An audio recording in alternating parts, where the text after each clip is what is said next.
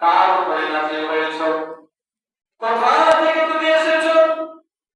কোরআন তখন আমাদেরকে বলে ফি লাওহিম মাহফুজ, বলছে আমি লাউহে মাহফুজ থেকে এসেছি।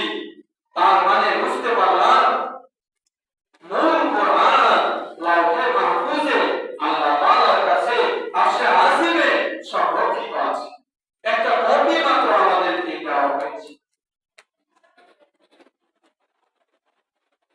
এরপরে যদি আপনি কোরআনকে প্রশ্ন করেন, ও কোরআন তুমি কার পক্ষ থেকে এসেছো, কার পক্ষ থেকে নাযিল হয়েছো, কার পক্ষ থেকে অবতীর্ণ হয়েছো, কোরআন তখন বলবে তানজিলুম মির রাব্বিল আলামিন, সমগ্র পৃথিবীর মালিক যিনি, খোদা তাআলা যিনি, আল্লাহ তাআলা যিনি, তার পক্ষ থেকে এই দুনিয়ার জমিনে এসেছি।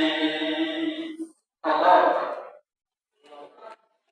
এরপরে যদি কোরআনকে প্রশ্ন করেন, ও কোরআন তোমাকে কেউ নিয়ে এসেছে, কোরআন তখন বলবে নাযিলা বিহি রূহুল আমিন, রূহুল আমিন আমাকে নিয়ে এসেছে। অর্থাৎ জিবরাইল আলাইহিস সালাতু ওয়াস সালাম আমাকে এই দুনিয়ার জমিনে টুকরো টুকরো করে করে আয়াত আয়াত আকারে পরিচ্ছদ পরিচ্ছদ আকারে আমাকে নিয়ে এসেছে।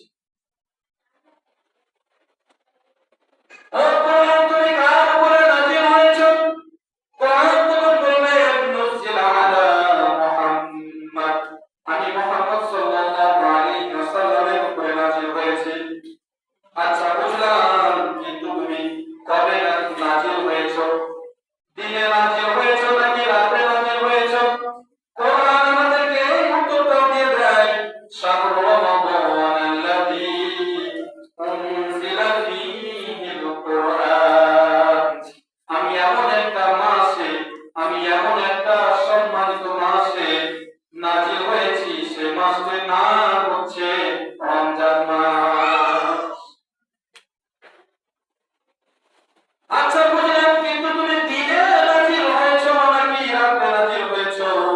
কোরআন আমাদেরকে বলে ইন্না আনজালনাহু ফি লাইলাতিল কদর, আমি নিশ্চয় আমি নাযিল হয়েছি। কে বলছে? কোরআন বলছে নিশ্চয় আমি নাযিল হয়েছি লাইলাতুল কদর, লাইলাতুল কদরের রাতে। কত সুন্দর ভাবে কোরআন আমাদেরকে পরিচয় দিচ্ছে।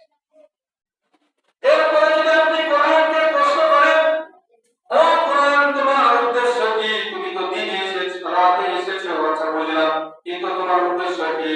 তিনি উদ্দেশ্য প্রকাশ করে বলেন হুদাল লিল মুত্তাকিন, যারা মুত্তাকি আছে